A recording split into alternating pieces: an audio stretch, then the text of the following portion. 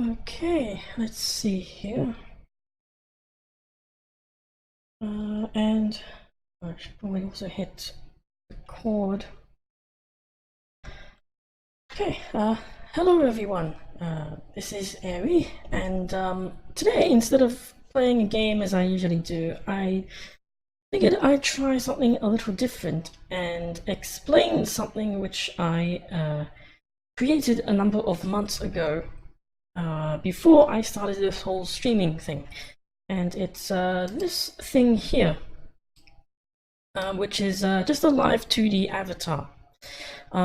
This is actually what I made at somewhere in the middle or the end of September, a few days before I decided to start streaming and be a VTuber and all that, or virtual YouTuber. But I eventually changed my mind on using this and went with this avatar you see in the corner here. Now, this avatar was made in a couple of different programs. The first one is called VKatsu, which is a 3D avatar creation software, which is intended for VTubers, and that's a fully 3D thing. Instead of using the 3D model from that, though, I took screenshots from it and converted it into a two-dimensional avatar, as you can see here. And the reason for that is because VKatsu is kind of framed as a high-end piece of software for VTubers, so it actually costs a fair bit of money to actually export models. You can't actually export them by default on the free version of the creator. This is a technically acceptable workaround. You can use screenshots and whatnot following the terms of use of VKatsu, and you can also use the internal system of puppetry, but that's a little that's not, it doesn't really work particularly well, to put it simply. So from there I moved over to this avatar you see in the corner, which was made in Vroid. And instead of being a character creator, that's really more of a augmented 3D modeling software. So I didn't actually look like this at the beginning, and it took a lot more work. Yeah. A few days ago, I decided to actually share this picture and video footage of it working on Twitter, and it got a little bit of interest, and someone asked how I actually did it. And that's what I'll be going over. Hopefully I remember how, and if I manage to explain it well, I will edit this and cut out all the awkward pauses and probably put it on YouTube or something like that, as I usually do for my video game streams.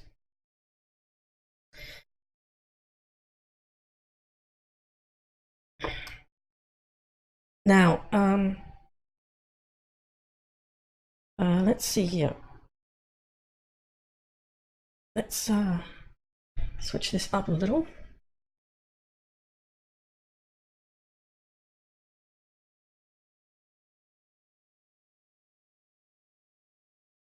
Let's just put something there instead to make it seem a little more thematic.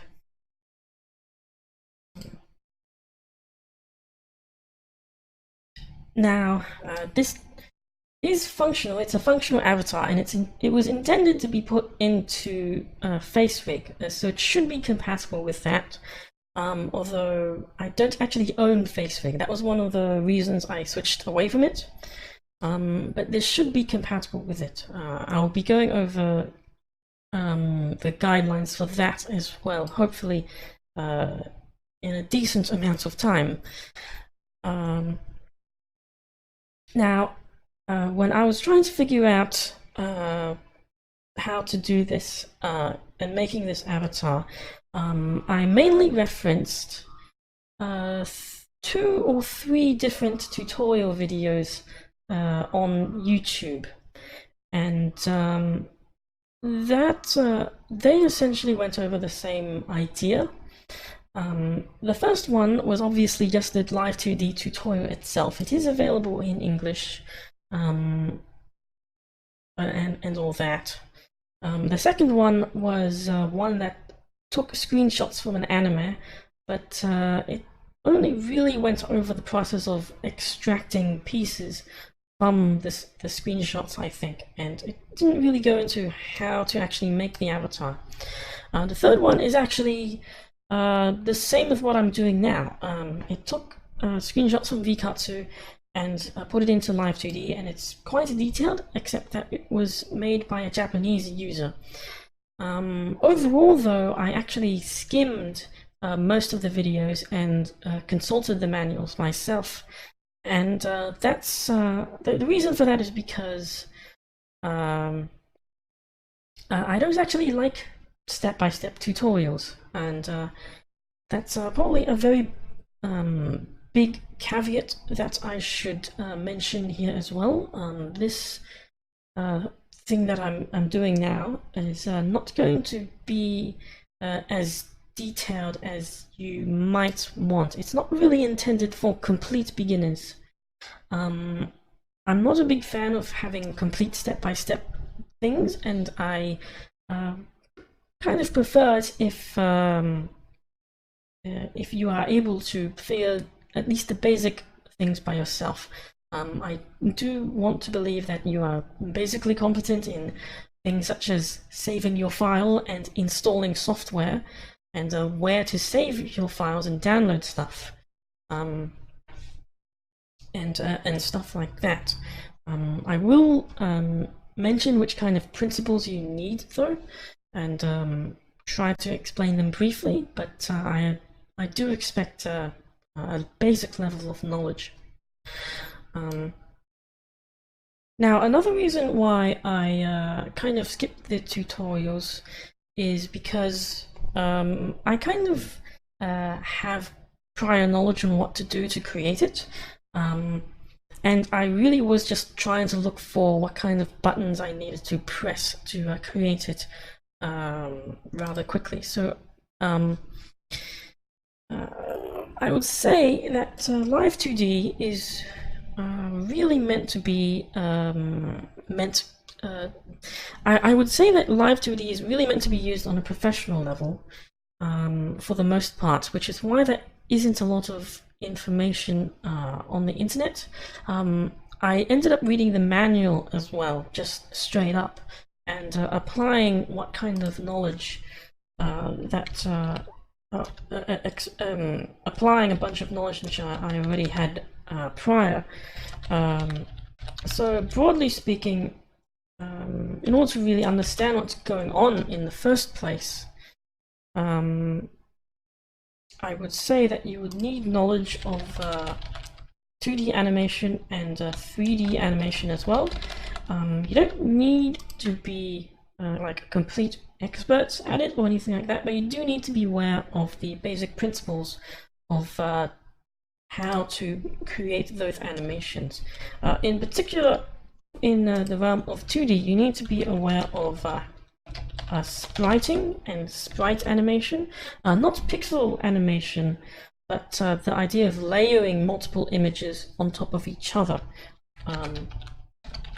The way that the Live2D avatar works really is that you have multiple layers of images, and you can think of them as animation slides, so to speak, and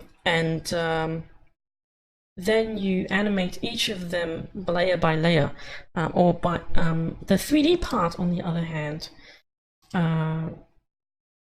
mainly has to do, the 3D knowledge, on the other hand, that you need really has to do with bone rigging and mesh deformation as well. Live2D is rather interesting in that it's really a hybrid of of 2D animation and 3D animation principles. They're using HD images, but laid out like sprites and multiple sprites assembled together. But in order to make it move, it's rigged essentially to a skeleton if you want, or otherwise just deformed using a mesh. So you assign the texture to a mesh and deform it accordingly. The first step, of course, in all of this is to extract is to obtain the right images and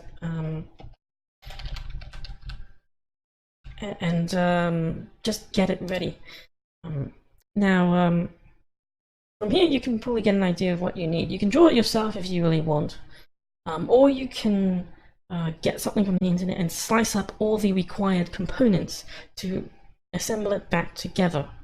And now, if you get Live2D, the Cubism Editor, it actually kind of tells you what you need on a very basic level. There is, when you start a new file, it actually does have an outline on what kind of parts you need at minimum. So let's just start it up quickly. Here we go. Now, when you start up Live2D, the Cubism Editor, you'll see that you have the option to start Pro or a trial of Pro, but here you can actually just start use a free version for personal use. There are some limitations with the number of parts and amount of rigging you can have on the parts, but it's enough for it to be functional. My version's a little old, so I'm getting a small alert here. You can see that there are also links to video tutorials, both Japanese and English. But personally, I think this goes a little bit too far, and the English only really goes up to making the entire paper doll, and so to speak, rather than animation. Now, when you start a new file or select new model here, you pretty much have a kind of category. You have a variety of categories already here in the part list, and this is generally the minimum number of parts you need. You can guess from here that you need a face. You need eyes, you need the back of the eyes, eyebrows, mouth, nose, ears, bangs, or like the fringe front part of your hair, the side part of your hair, the back part of your hair, the neck, and body. So that's about a dozen or so different images that you need to chop up. From this point, all you really need to do is just figure out how to create those parts. If you want to use screenshots, just use your favorite image editor to kind of extract them and lay them out by just putting the images in here, into the canvas here. For this tutorial though, I'll be going over VKatsu because there was some interest there. So I'll just be starting up VKatsu now.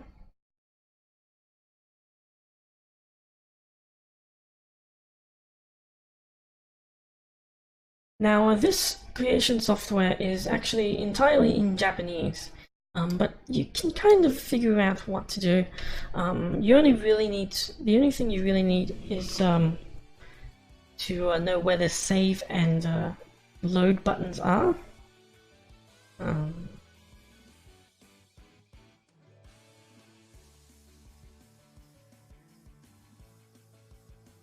So now here we are. But essentially, you just go into the character maker, select like what sex you want, female or male. Let's just go into female, and here we are. This is entirely in Japanese, but you can kind of figure it out with trial and error. the only thing you really would need at minimum, or for someone to show you, is to know where to save and load your files, which is just the page icon here and pressing one of these. So the first tab is saving your character, loading your character. The second one is saving your character in some manner. Then it's loading outfits, saving outfits, resetting your character entirely, as well as the configuration menu. I have actually written a manual for this on Steam, just outlining the important buttons.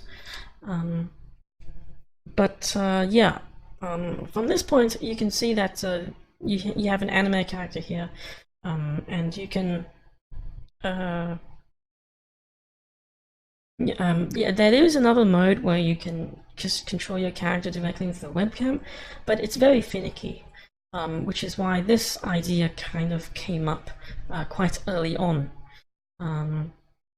Now, for the kind of screenshots you want to take, to keep things rather efficient, you really only need to take about 5 or 6 screenshots. Going back to that idea of slides on an animation rig or something, you can kind of imagine it as having 5 slides layered on top of each other, and each of them animated separately. For the purpose of this video, I'm going to be doing that instead of chopping everything up too much as well. Let's take the screenshots first. Let's just use this character here. And first off, you need to get the right angle, and it already is at a good angle by default. It's just facing you directly, and it's important that you don't move the camera at all, aside from just zooming in. So for that, you can right click and move it left to right. And you can also move it up and down as well. Ideally, you would take all of this in one single take, because you know, if you need to retake more stuff, you might not get the camera perfectly. The idea behind doing this quickly is to just layer these images on top of each other after wiping away and erasing the parts that you don't want. Yeah, let's just leave it like that. Another thing as well, there are a few things you need to do to kind of clear up this image for extraction, and the first one is to change the background, obviously. So here you can just press the color change here, but here it's quite dark at the moment. So if I change that straight to white, you should be able to just crop everything around rather easily with the magic wand or something like that in your image editor.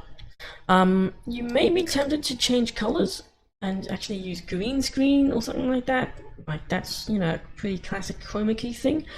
But with the way that VKatsu actually renders, there is a lot of post-processing here. So if you zoom in and look rather closely, you'll see that there is actually bloom from the background affecting the character as well. So it's actually changing the outer edges of the colors in this character here. Unfortunately, there's no real way to disable bloom. All you can really do is set it to a static color that you're kind of okay with having on your character. This will affect the glow effect here. I'm just going to set it to white to make it easy. This can be a disadvantage as well if there are, you know, white components and white colored components on your character, but it's really not much here.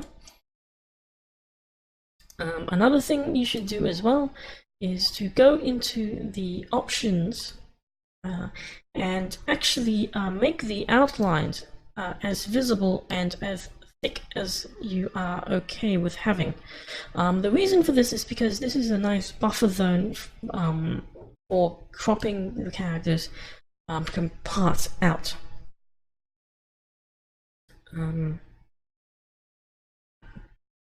The third one is to actually switch to screenshot mode, and that's done just by simply pressing space, as you can see here. And you can also assign the character position.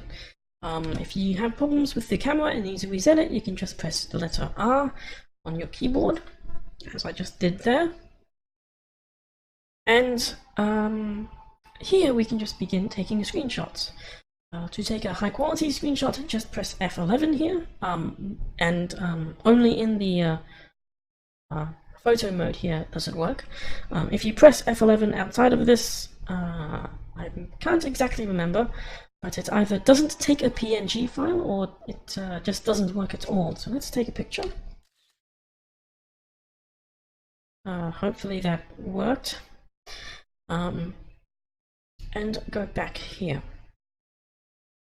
Now, at this point, we're essentially going to disable and remove different parts of the character in order to expose the parts that we want and crop them for later.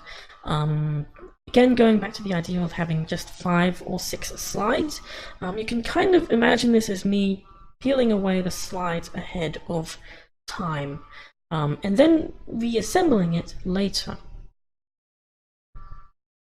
So the first slide was just having a reference image, which you saw there. And that's the fully complete thing. The next one, though, would be removing accessories and the clothing to expose more of the chest area and more of the skin. This is essentially the top layer of like one of those dress-up paper doll games that you might see. So let's just switch this to nothing here, and that should be fine. If there are accessories, you would modify them here. You can either disable them, or you can actually, if you want to actually put them back in, you can just move them off to the side and take a screenshot in the white background there. And you should be able to do this by pressing, which was it? Here we go. This button here, all you have to do is just translate it on the x-axis or something. So you can see here, you can just press a bunch of numbers. Because of the field of view, it does rotate away a little bit, so you can rotate that back as well. Rotate that on the y-axis. And there we go. That is the second shot we'll be making, I think. So let's press spacebar and take a screenshot. One thing to be a little careful of is that the character is moving their body up and down a little bit, which is, you know, their breathing and all that. The next one is to actually remove parts of the hair, just remove the top part, the bangs. Let's see where it is.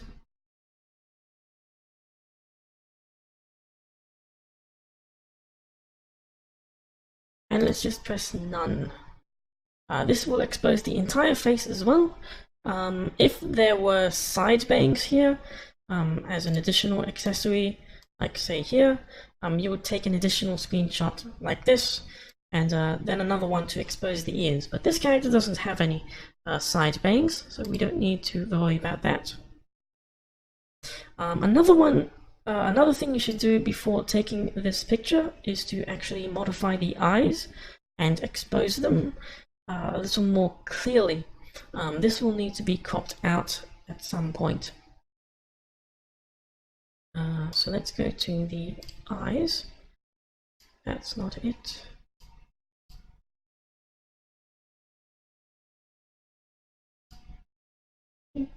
And here we go.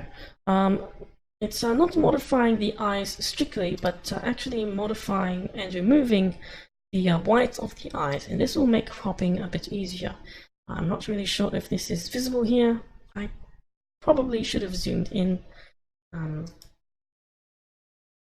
So as you can see there, the whites of the eyes are exposed. You should also get rid of these highlight things, and just put it to something that's actually centered in the eye itself, so you can crop it out more easily, as well as adjusting the size of the eyes just a little bit, so you can just crop them out. Fortunately, this is just being stretched, so you can just stretch it back if you really want. That's it for this one. That looks like a rather crazy looking face. Yes, another one as well is to kind of show the open mouth. So let's just set this to something like no, wait, it's actually this. So let's set this to a smiling face of some sort, and this will be your reference.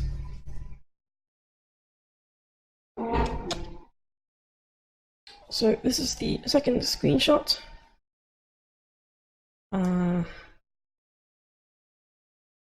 Unfortunately, I have been changing the zoom a little. Let's just press. Yeah, this is a bit of a mistake I made here.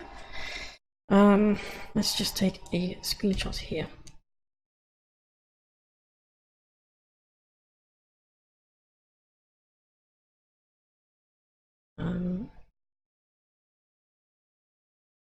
Now, the final one that you should take is actually the back of the hair. And unfortunately, most of the back of the hair isn't exposed, so you actually do need to rotate the character now. Now, the way you do this is by pressing left click, but this may be a little finicky because of the way it goes up and down like that. So one way to do it is to actually use your keyboard, and you just press numpad 4 or numpad 6, and you rotate it 180 degrees. Unfortunately, there's no axis snapping or anything like that. And you should actually modify the body here and change the color of the skin to white, just to make cropping it more easy. Let's change this bit of clothing as well, make the color to white. And here now I've completely isolated the back of the hair, and then I would take a screenshot. Now unfortunately I made a bit of a mistake here because I kept zooming in and out for demonstration, so yeah, that looks like some kind of Dragon Ball Z character now, doesn't it? Now I'm actually going to take proper screenshots and reset my character first. So, going over that again, take a screenshot of this default face state. You can have them smiling if you want. You should actually disable blinking now that I think about it. So, first off, for reference, take this picture. Then peel away the first layer, which would be things such as the top layer of the hair or the accessories, as well as clothing, and also exposing other parts of the face for the purposes of cropping out. So opening the mouth, removing this top, removing this hair. That's the back.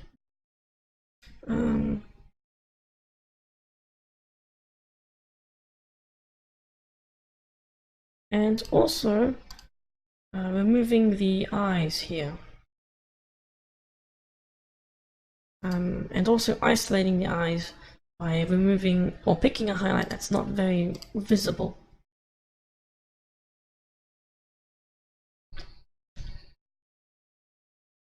Take another screenshot. And then rotate it 180 degrees.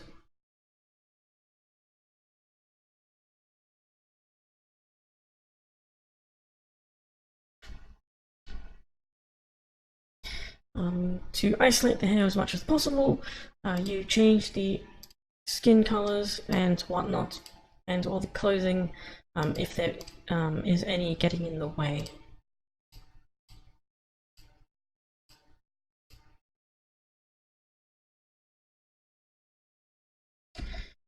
And take a pop thing there. And that's pretty much it for the VKatsu side. Now let's close this and go into the second part, which is modifying these images. So the images that were taken in lossless quality, actually in the folder where you installed VKatsu, somewhere in your Steam library.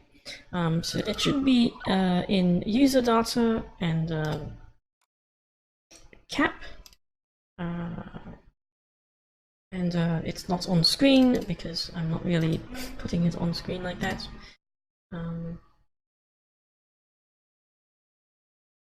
But I do have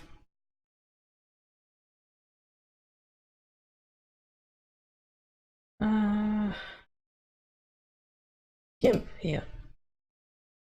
This is my main image editor, so here you go. Now I took a number of screenshots, but let's just put a few of them here. So this is my main reference. This is the face with a number of components peeled away for the purposes of chopping it up into parts, and this is the back of the head. And just from dragging these images on, you can see that these are already kind of like slides. So eventually you should end up with a chopped image which sort of looks like this, but actually consists of about a dozen or so images at minimum. I will actually be trying to do this a little bit more faster though, and chopping it up into a more like slides, but the principle is the same.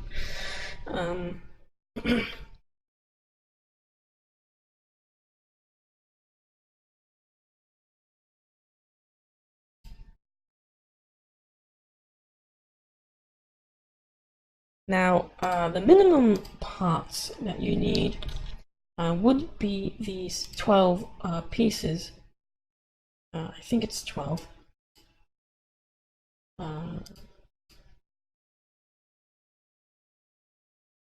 Well, 12-ish.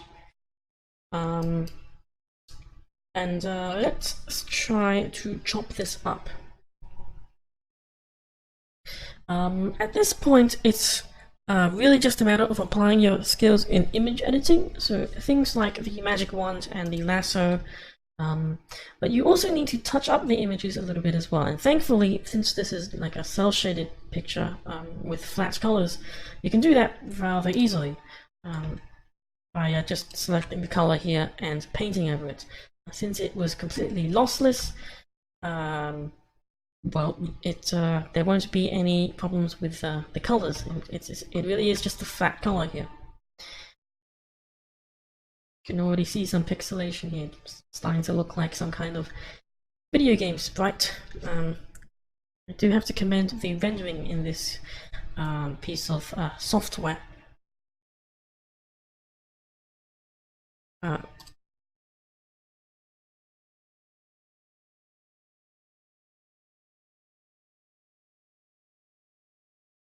So let's duplicate this first and try to crop out the top layer of the hair. This would have been easier if I changed the color of the back to white, but let's just do something a little messy here.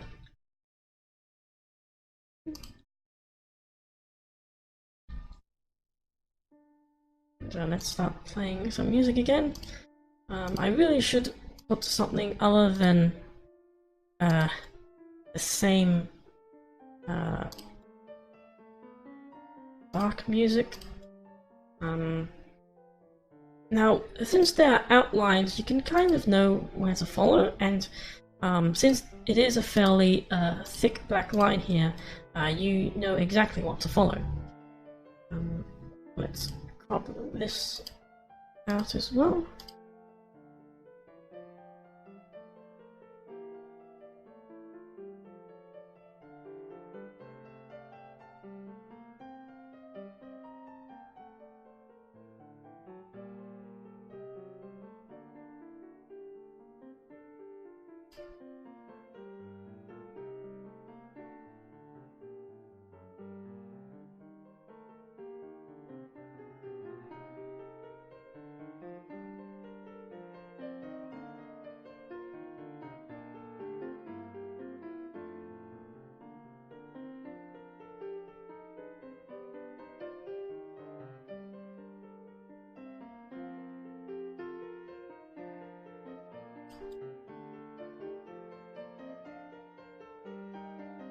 This hair is rather complicated.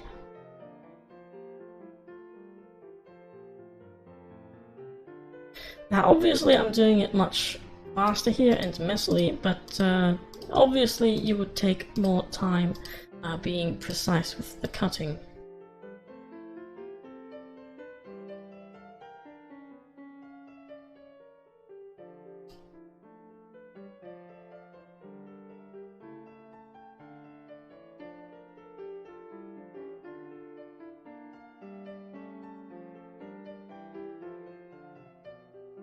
This is quite a number of jaggies.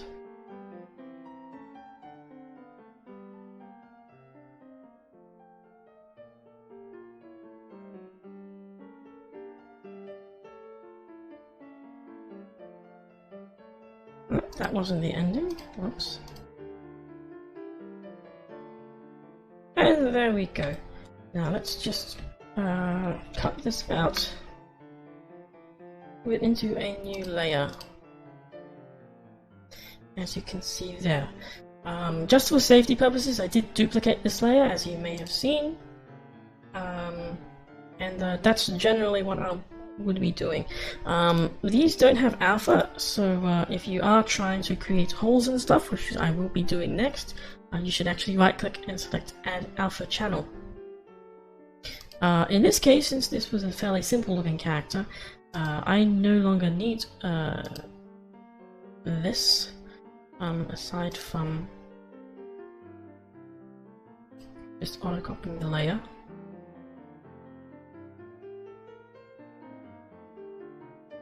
Where was it? There we go. As you can see here, it's pretty much a perfect fit. Because the camera was completely identical, and it peeled away there. Now I would add clothing as well. Let's crop that out a bit quickly. Unfortunately, it seems like there's actually something covering the clothes here.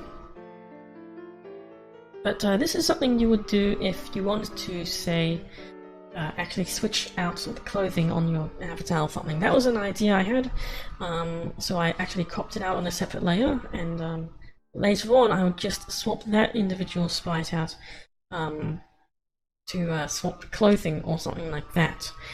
In this case though, I'm just going to leave it as is, although it does need to be another separate component as well, the bottommost layer. So let's actually start cutting this a bit more. Let's see. Another thing as well that you should be naming your layers, because this will be important later on. But you shouldn't be putting them into folders. There is a particular reason for that.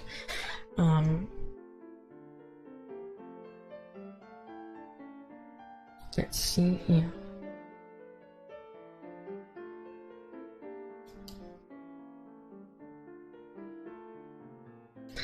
Let's duplicate this and get rid of the other layers just to make it more visible, and just straight up delete this.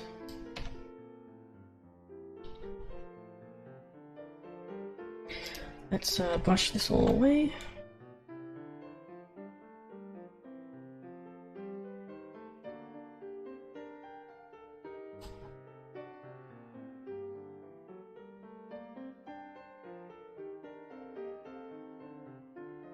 Wait, I'm doing this on the wrong image.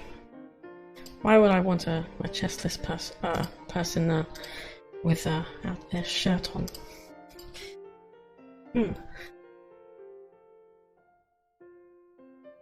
But to do this a little more quickly, let's just use the lasso. If I use it properly. I am not.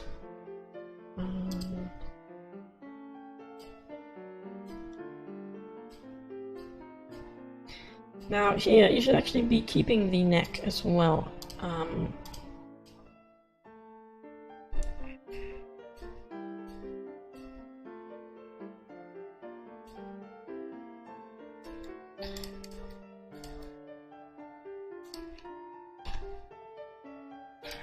Now the next touch up here is to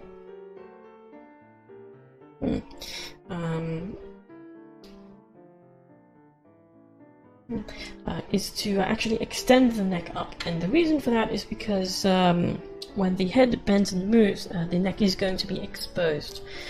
So let's touch that up a little by just repainting that. Thankfully, since it's just a flat color, I can really just repaint it. Most of this will be hidden by the head, so you can just go as far up as you'd like, do it as messy as you'd like. It's totally fine.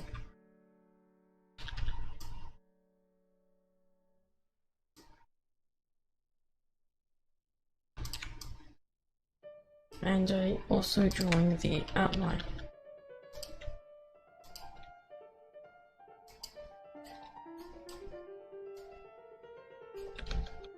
That's very nice looking.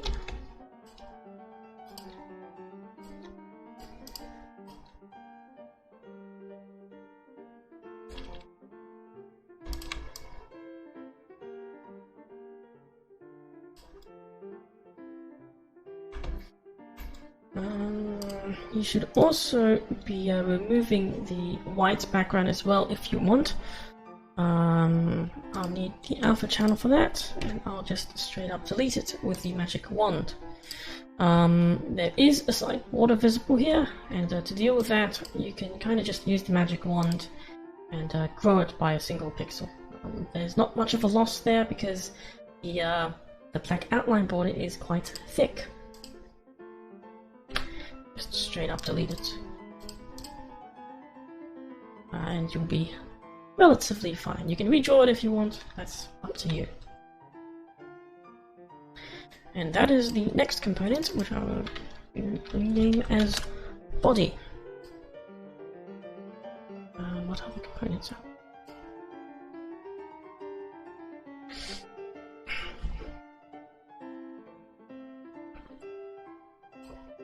I really should have taken screenshots without all that long hair. But next is the face.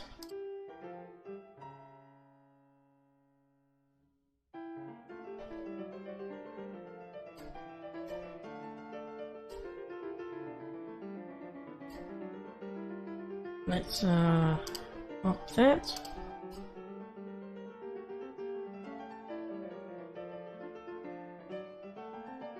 Now, in order to make the eyes move, you are going to need to erase holes here. So you essentially just erase this rather carefully, or not.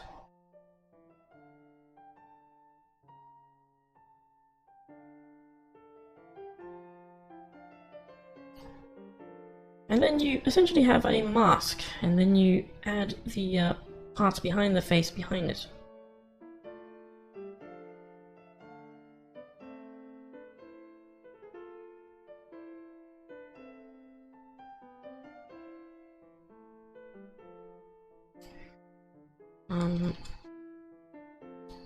You should, I believe, also remove this.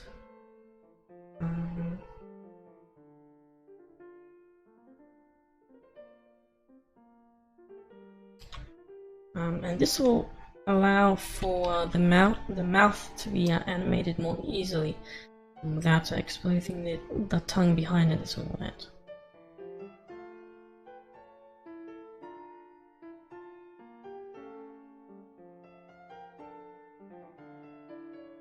Let's just erase the interior of the mouth.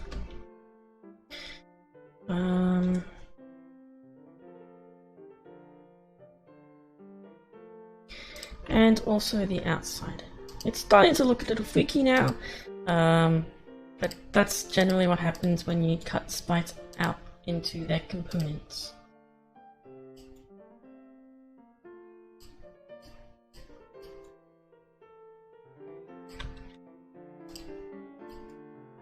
Now, instead of following the contours here and trying to expose much of the face as possible, I'm just skipping that. Partly out of laziness, but also because it's actually going to be hidden by the fringe hair.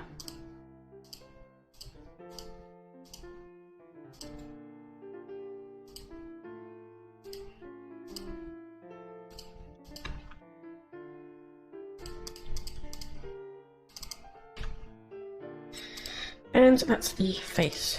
Rename that face.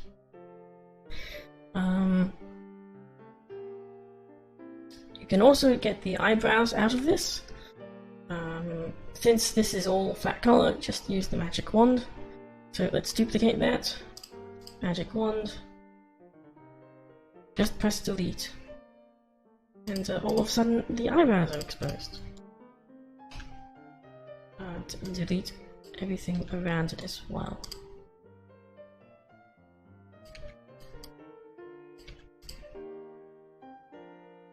Go to selection, article, and now you have eyebrows.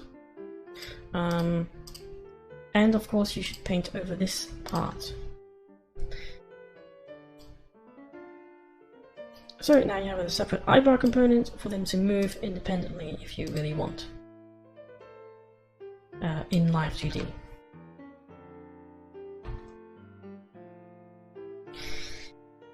The next part, well, there are other different parts to consider here if you want them all to move. But I am trying to do this a bit quickly, so let's just add the back of the hair. And crop all of that out.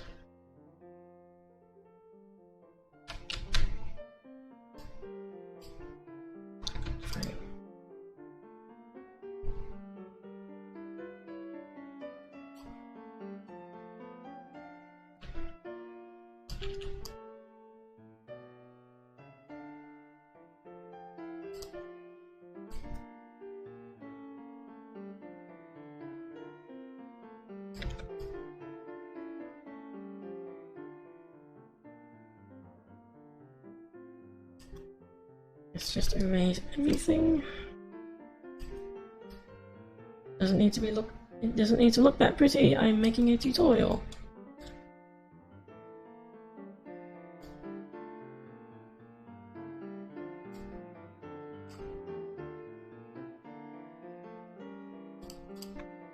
And add alpha. Delete all that.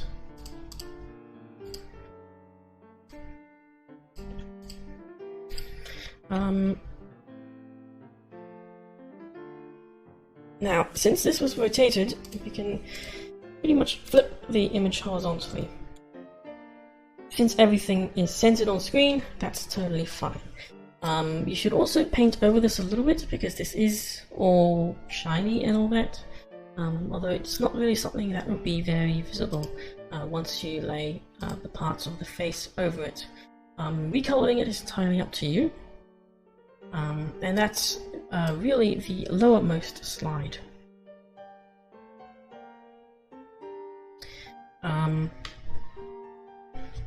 Let's delete the reference images now.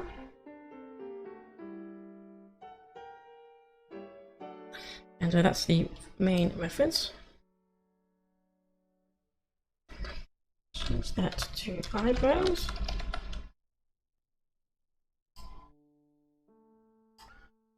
Let's put that in front of the hair.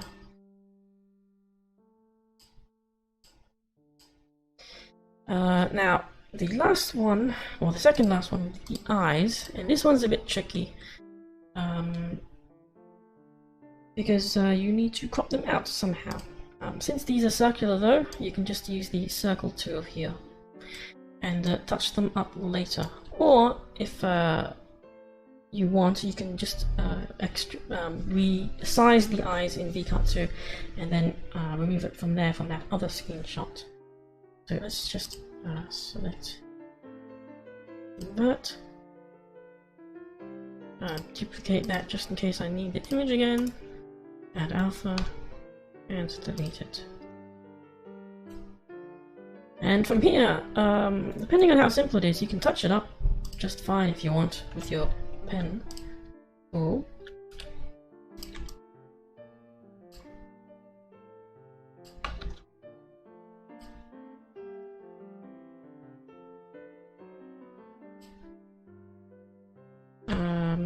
Oh right, that's a mistake on my part.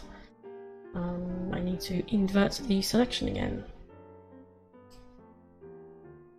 Let's just paint that. Paint the outline again. And there we go. We have an eye. Obviously you should mirror this. To make it a little easier, I'm going to actually just copy this. Move it to the other side. And merge down and move it so it's below the face. Now you have a bunch of eyes. This still looks a little freakish because the irises are missing and there's nothing in the mouse. But to make things a little efficient again, for this you could make another sprite. But here I'm actually going to paint directly on the back hair. And that's because this isn't going to be visible. Now, since this is a fairly simple color, it's just two colors here, it should be fairly easy. I'm just going to take the color from this and paint it in like a square here.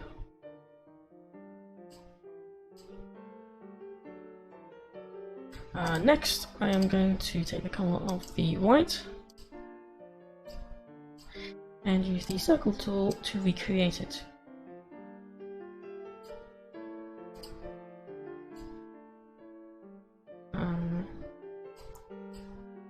This looks totally blind, but that's because I know what I'm doing and I know what's actually happening in the background. So remove those components. And it didn't come out properly because I was just using the... Okay, I actually did make a mistake there. Oops. So do that again.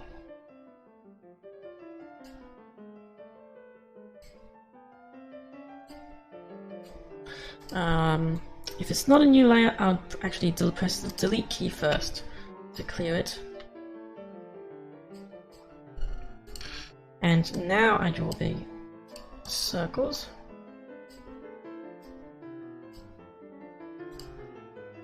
Let's just make it a white color. I thought, no, I should just take the color properly.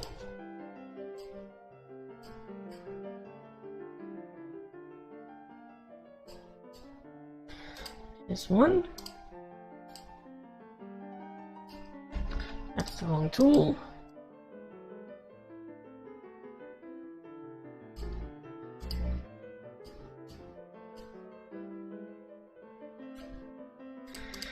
And there's two. It looks rather messy, but you essentially have a number of parts here. Just for good measure,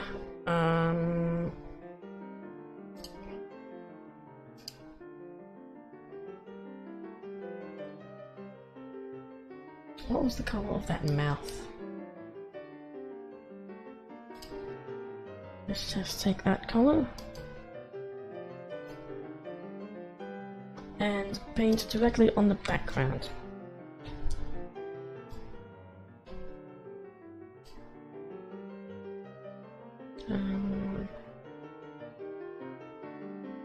Right, the body is covering that, so let's just erase that part.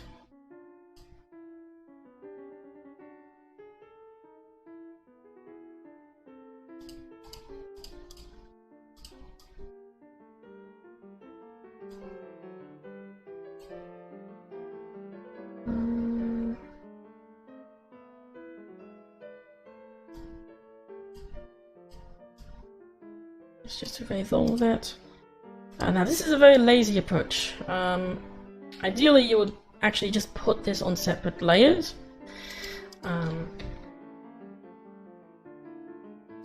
This looks rather freakish, doesn't it? But here we have a complete face with the mouse open, but we will fix that in Live2D. The last thing we should do is crop this to something like this. So we know what kind of area we want. As you can see here, there is still a white glow here. Just change the background color to whatever you want to get rid of that. It really depends on what kind of colors your character has. But let's crop this entire image now. And just for good measure, let's just add a white background layer. Okay, now, I would usually have significantly more parts than this. There are a minimum of 12 components that Live2D uses in the default new file, but I am doing this as a rush job. Normally I would have like the back of the face as a separate part, but here I'm just drawing it directly on the back of the head. I would also, crop out the ears, maybe crop out the nose as well, and the mouth on separate layers to have them on different slides as well when moving left to right for that parallax effect. That's really an important word to keep in mind. But this is really the minimum, I think. That's 1, 2, 3, 6 slides there.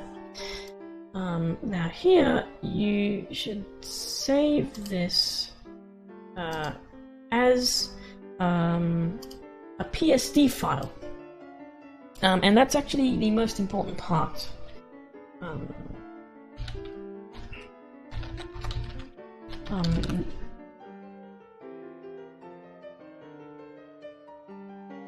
This is the file that Live2D supports.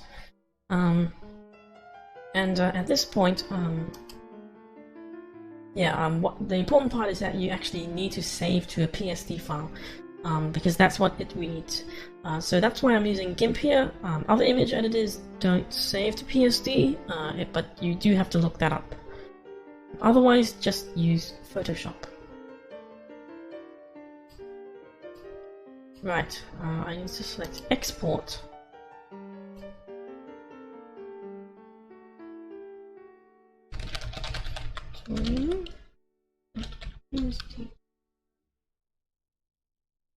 Okay, let's get rid of this now. Okay, here we are with Live2D Cubism Editor opened again. Let's start just for free and close these prompts. Now, if you missed the beginning, if you start a new file, just press new, you will have folders pre-made, and this should give an indication of what kind of sprites you need. If you made these as individual sprites, one by one, you would need to drag the images into this canvas here, and then actually set up the sprites and the layout yourself, as well as all the overlaps and whatnot, and then you can begin with the rigging. With the Photoshop file though, you can actually just drag the Photoshop file straight. Not only that, but you don't actually need to make a new file. It'll actually be an independent file. So let's just drag this directly in. And there we go. All completely laid out for you. As you can see, all of the layers are actually named as different layers that were in the file, which is very important for separation. I also missed one, which is why it's called this. And let's just rename that with this part here.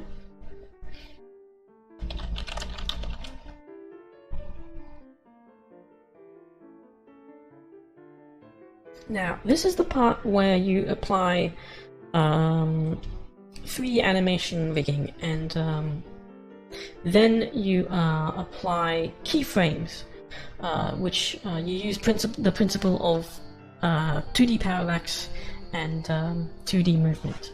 The important part here is the parameters tab, and the limitation in the free version is that you can only assign a sprite to 2 of these parameters. So let's look at the eyes here. I forgot to crop it, it seems. That's a mistake on my part. Not much of a big deal for the sake of this tutorial though, but you should crop all of your layers.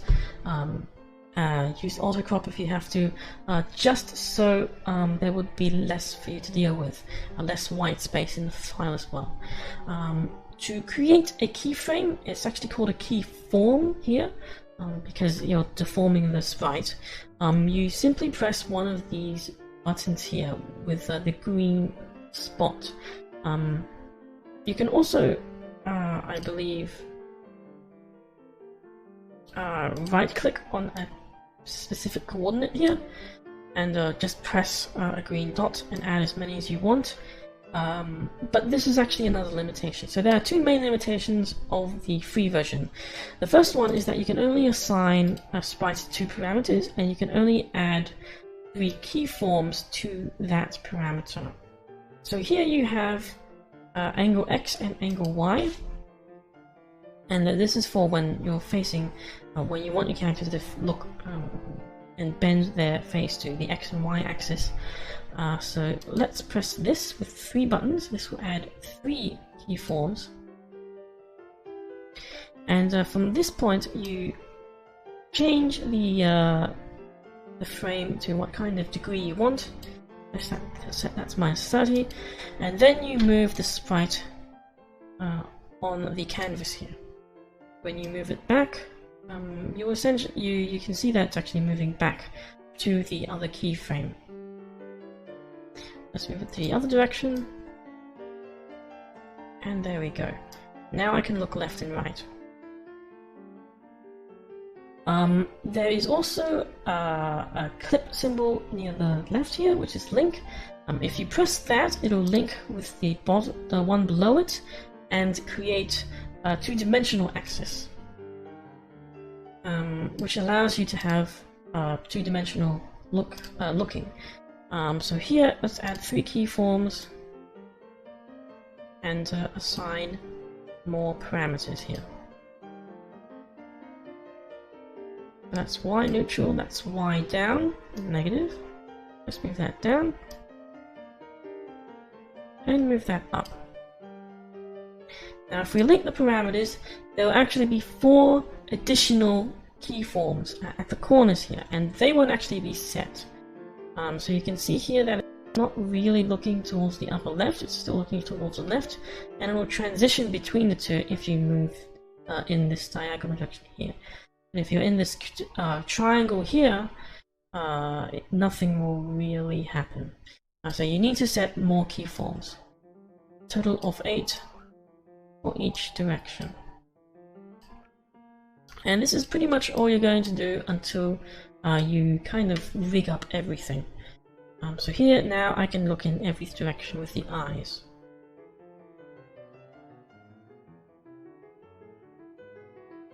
In order to deform the sprite, you can actually add a Defamation Mesh to it. So you can apply it onto sort of like an actual 3D mesh, except it's on a 2D plane. And for that, let's select the face here and select one of these buttons up here. And this one is automatic mesh generation or manual mesh editing. This is where separating your sprites would be much more useful into smaller components, because you are going to apply what is essentially a UV mesh over this entire sprite. So if I press the automatic generator here, I can press 3 different presets, and as you can see, a mesh is generated. I can also select one with a low vertices count or the poly count and one with a very high one. And there are also a number of settings here. I can also do it manually, just by zooming in. I can add a number of vertices here. So let's add a ton of them here around the mouth.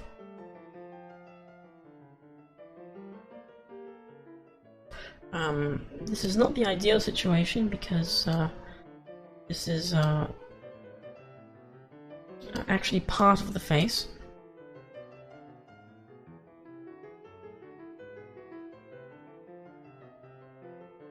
Let's delete that one. Another thing you should press as well, these are all the tool details, and you should actually be actually creating lines as well, not just vertices. So there we go, automatic generation of lines.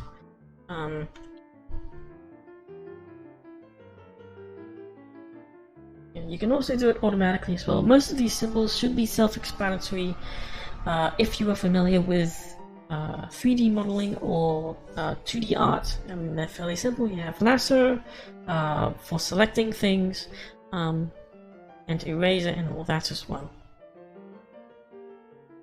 This pen tool with a plus adds vertices and this deletes them, I think, and you can also just undo it. Now for this, once you are done, you press the tick here. Here is essentially the same thing. You add keyforms to this sprite, then move it to a different keyform and change these vertices. So let's select, let's see, mouth open and mouth closed. So you just add 2 keyforms. Since the mouth is open right now, let's deform this texture so it is closed.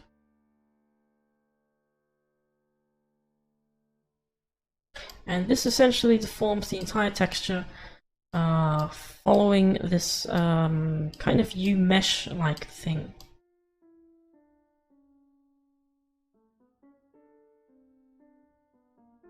If you want an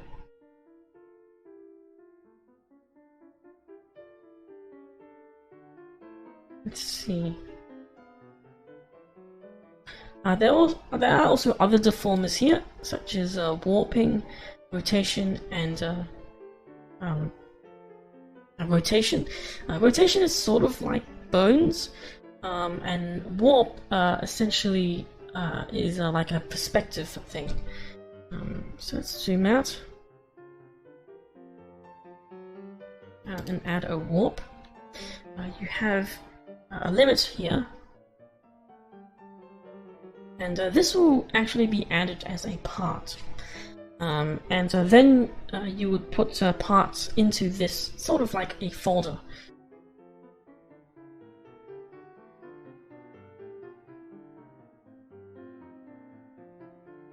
Put that under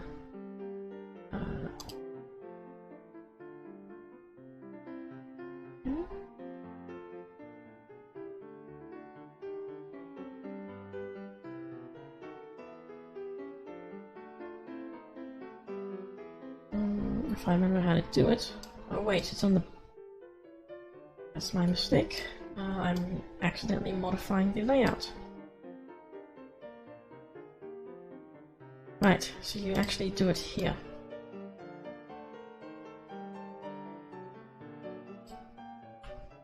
So here you can see that the back of the hair is part of the warper now.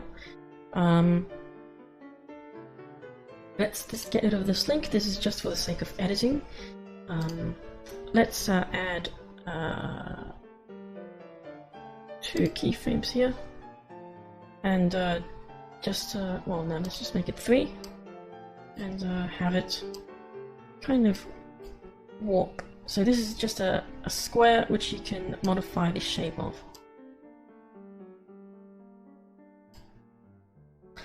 This is again another mesh of sorts, but this time it's in a grid instead of a very highly complex mesh. So you can also move each of these squares as you'd like, and each of these vertices.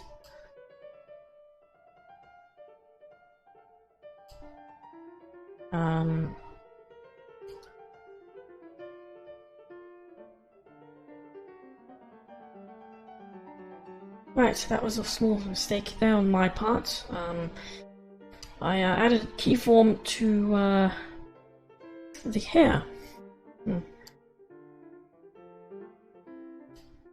I think, and I didn't warp it correctly. So you can actually add keyforms to these deformers as well, and then you can animate entire groups of sprites.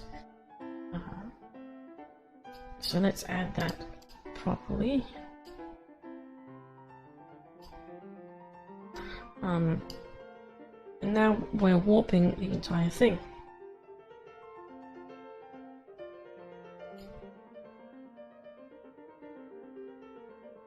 As well as rotation.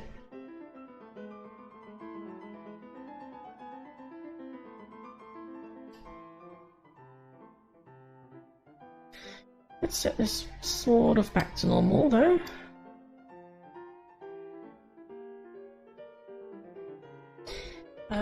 Let's see, another thing as well, which I am currently drawing a blank on, is that you can actually fade out these sprites and replace them with something else. So as you can see here, this mouse looks kind of messy at the moment, but what you can do is that as it approaches a certain keyform, it can actually fade out, and you can have another one fade in following that same keyform line. And so that allows you to have a proper moving mouth that closes and that looks nice when it's closed, and yet it can still move when it opens. Now here you can see that the mouth is opening and closing, but yeah, it's kind of messy. Now, all of these parameters are really there for the sake of animating all of the different components. All of these are self-explanatory and in English. So you have the overall angle, eyes, mouth, and also a breathing thing. and you essentially just apply mesh deformations and you know, warping to whatever sprite you want.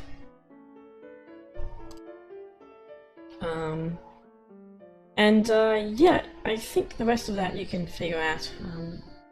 I can open one which I made previously, which is of course the one I originally made and showed. Let's open that up. Let's close this.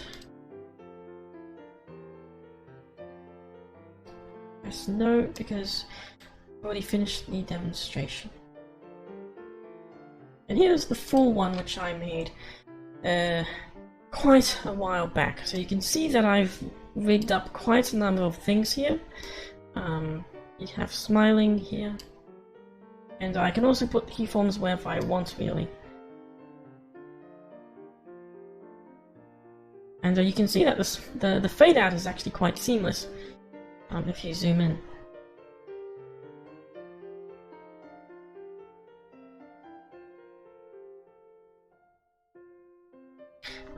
As you can see there, that's actually a small mesh.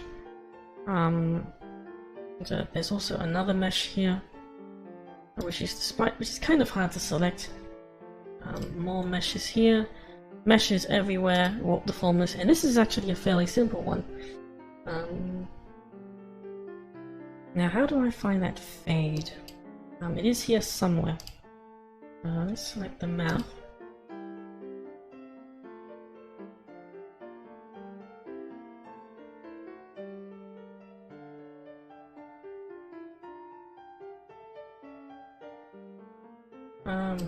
Here we go, there's opacity.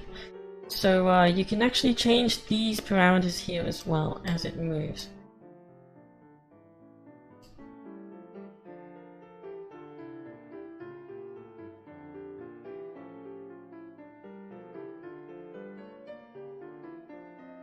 And if you select the frame, it should show up in the opacity here. So it's fading out quite quickly there. So all you have to do is click a keyform and select this parameter. The last thing to show really is how to move this into FaceRig, and that's fairly simple. All you really have to do is export this into an MOC3 file. That's the compiled animation file or model for this. But the important thing is that you actually use the parameters which FaceRig will read. There is a PDF of this and a guide on FaceRig which outlines this. I will just open it now though. And here it is. So this documentation is actually available online. All you have to do is just take a note of all of these parameters and essentially just animate or rig your model on these parameters. You don't need to do all of them, of course, but this is what it'll read and follow when tracking your face. And yeah, that's pretty much it. It wasn't a complete step-by-step, but I think you can kind of figure out how to go from here to there. I did highlight all the buttons you needed to know though, and that's generally the way I go over things. If this isn't comprehensive enough, I do apologize. My throat is starting to get a little hoarse now as well. Yeah, I managed to get this done in about an hour and a half, which is nice. Now, this, just to be clear, is not something I am actively using, but this is something that you can apply to any kind of Live2D avatar you want. The VKatsu part is really just an easy way to obtain imagery, but this idea is still the same. I am going over things a bit quickly, but yeah, to understand how to create this more easily and create it yourself and apply your own mix to it, you do need to understand those basic principles of having multiple layers that animate and move independently, sort of like parallax and parallax effects in traditional 2D animation, as well as separating all those components out into separate sprites. Sprites is the correct term here, even though it's HD imagery. But I went over the method for assembling the entire thing quickly instead of dragging it all piecemeal into Live2D. Hopefully this has been helpful to that person who requested a bit of more information on it. Like I said, this isn't really something I liked or I preferred not to use. Part of it was because it seemed a bit too complicated. It was essentially just a way to cheat and use VKatsu in a way that was not intended, even though it was technically allowed. And I also didn't actually want to buy FaceRig because it was my first time trying out this VTuber thing, and I didn't really want to invest in anything, even though it was just a one-time try. That said, that was several months ago. Not really sure if I still want to get FaceRig and try that. Oh, I do have this avatar here. I could always put this avatar into FaceRig. I don't know. Do feel free to leave feedback. This video has been a bit of a mess, and that's because I actually was trying to remember what I did as I went and do it quickly. And yeah, I honestly don't know how useful this would be. The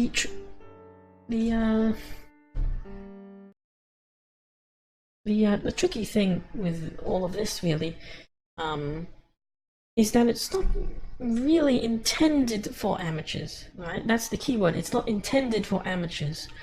You should have professional skills or knowledge, passing knowledge of, like, advanced knowledge rather, of industry skills, and you essentially just transfer them over. So I actually have a bit of a background in video game design and development, and I actually just transferred them over into this VTuber stuff and made it, and put it all together rather quickly. So having those principles down is rather important if you want to, make more stuff.